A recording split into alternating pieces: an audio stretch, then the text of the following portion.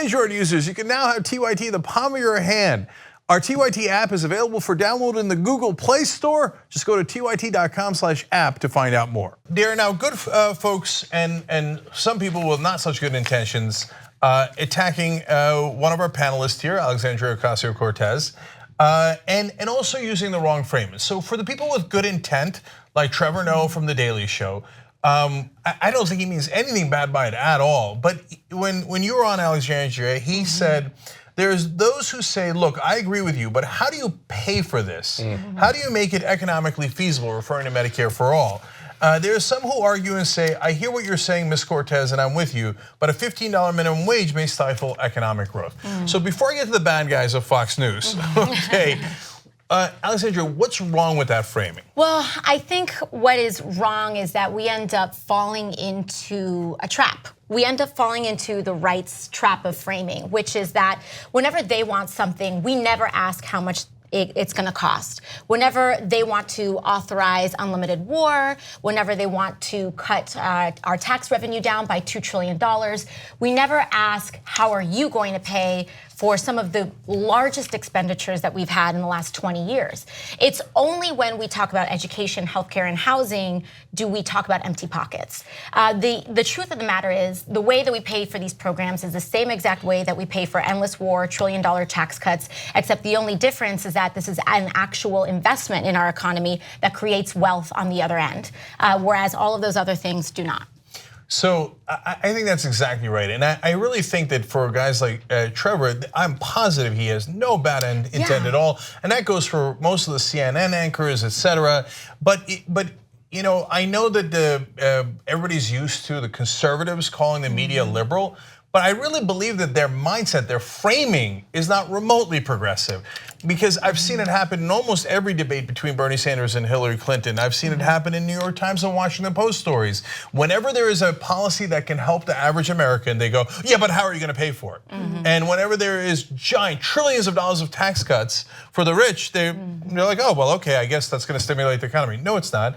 And one other thing that before we get to the Fox clip, my question is, how can we afford not to do Medicare for all? Exactly. Because doesn't Medicare for all actually save money? Exactly, and this was even from a Koch brothers funded study. They thought it was gonna be this big gotcha, and then when they did the cost benefit analysis, they find that not only, what we know, that the US medical system is one of the most, if not the most expensive one in the world, but also that it's going to save us billions and if not trillions of dollars in some circumstances. So it's a system that is just more beneficial, and that is why almost every developed nation in the world has it. Exactly, yeah. And I wanted to just quickly touch on what you mentioned briefly, which I think you don't hear a lot of politicians talk about this, and so I'm happy you mentioned it.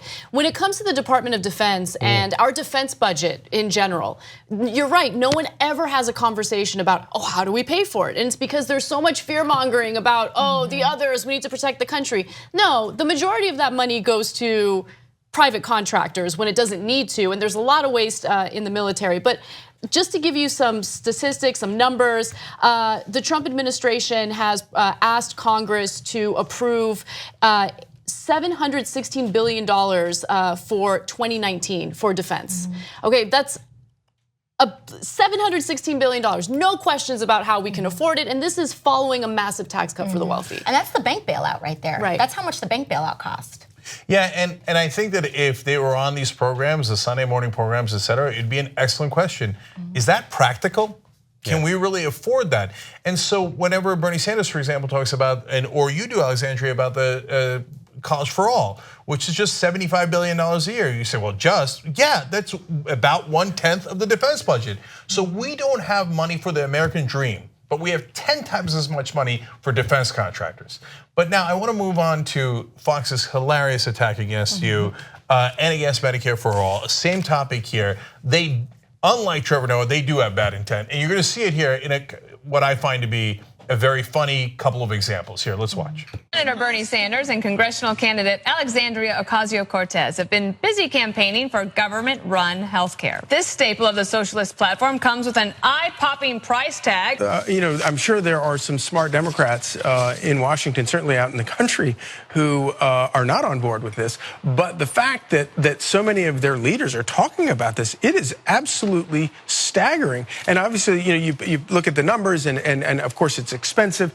We also know that it doesn't work, and you can point to all those. That's the real key. Yeah, you can point to all these reasons for rejecting it, but it's the moral issue. It's the idea that these people are perfectly okay with just taking things from people who work and giving them to people who do not work. So say you spend the $33 trillion over the next 10 years. What is the result of that? Well, as we've seen in these other places that have implemented some kind of government-run health care, we have seen a lack of care. We've seen quality of care go down, a lack of doctors, rationing of care, fatal delays. And so this idea that Bernie Sanders says he wants Medicare for all to work, the key word there is to work. Italian doctors are using cardboard as splints in third world clinics of southern Italy. So if you break a limb while you're visiting Italy this year, you don't want to do it down there because they don't have enough material and supplies in order to make a splint for shattered arms and legs. In Venezuela, sick people are taking dog medicine. That's how bad it is in Venezuela. Okay, well, I found that to be hilarious. But first, let me get a reaction from you. Well, first thing that I think is funny is that they talk about these things, but they don't talk about the fact that people will forego their medicine because they can't afford it here, that people will go through real measures of brutality here in the United States because they can't afford their own medicine either. Even after, for example, what was happening in Puerto Rico was set up before the hurricanes, not just to be a tax haven, but it was a tax haven for pharmaceutical corporations. The story that wasn't being told after the storm was that actually IV bags were largely produced in Puerto Rico, and there was a shortage of IV bags across the United States in the aftermath of the storm. But these stories don't get covered because we don't want to talk about the dysfunction, the brutality, and the inhumanity of our current United States healthcare system. So they pull these stories out of nowhere, but they don't talk about the fact that the UK has routinely higher healthcare standards than the United States does, that people in Canada don't feel like they have to go bankrupt if they have a need for chemotherapy. So it's like this cherry picking that's designed to reinforce this boogeyman narrative when in truth, we're just talking about having a humane economy and a humane country.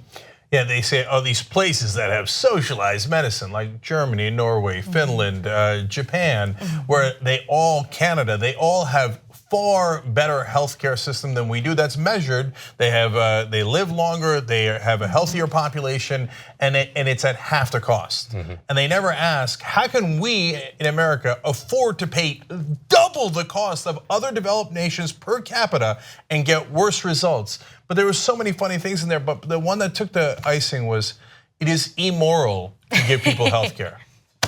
It's immoral to give them healthcare. And the way, did you see the way that analyst framed it? Right. He said that it's taking from people who work and giving it to people who don't work. No, it's not. Medicare for all is for the whole country. And we don't think of that with any other successful socialized system here in the United States. We don't think about that when it comes to Social Security. We don't think about that when it comes to teachers. We don't have this us versus them frame when it comes to these systems that are beneficial to all of us. We don't say, we're taking from all of these rich people so that older people can retire with dignity, because these are systems that we all buy into. We will all buy into Medicare for all, and we will all have better health care because of it. It reminds me of what Anna said a couple of shows ago. The other socialist thing in the country is cops and firefighters. So using their logic, it would be hilarious to say, now we got to have cops for the poor. They're taking from people who work and giving cops to people who don't work. Yeah, also, here's my question. Like, where are all of these people that don't work that they're talking about? Who are these people that don't work in America? Well, because it's this... It is code. It's a way of demonizing anyone who, by the way, which is fascinating because I would argue that a huge portion of their own audience falls under this category. But, we're talking about people who just can't afford these massive premiums, these massive deductibles. They're working hard. I mean, it's funny because while they simultaneously tout Trump's low unemployment rate, they also talk about how, look at all these people who aren't working. They're not working. No, people are working. They just can't make ends meet because of how the system is set up. Absolutely. I mean, it's just, we do not want to admit right now in this country that we are at levels of income inequality that mean that we are a working poor nation. We are a nation of working poor people, of people who are making, a large plurality of this country is making less than $40,000 a year. And more of us are living in cities than we ever have. It's not enough to make ends meet. And we don't want to talk about the fact that that is the stark reality right now. And in terms of morality of the healthcare system, under the current healthcare system, under the current status quo, about 30,000 people die every year from preventable health diseases that could be treated in any other system other than our own. So the morality is whether you allow the deaths of tens of thousands of people every single year in order to maintain our current system. And that's just absolutely grotesque. And I think that a lot of the estimates in regard to how much we would save with the Medicare for All system actually underestimate the amount we'd save, because preventative care is huge. And that's the reason why, healthcare in Cuba, which by the way does not have the best resources, has done so well. They focus specifically on preventative care, and that prevents people from getting sicker and getting diagnosed later on, which ends up being a lot more expensive, right? So I just, the whole thing about morality, to the people on Fox News, morality is all about the wealthy should be able to hoard their wealth and everyone else should suffer. That's their idea of morality. 2 easy ways to follow the Young Turks. One is hit the subscribe button down below, then you're a TYT subscriber. And second is ring the bell. And when you do that on YouTube, you're notified of our videos.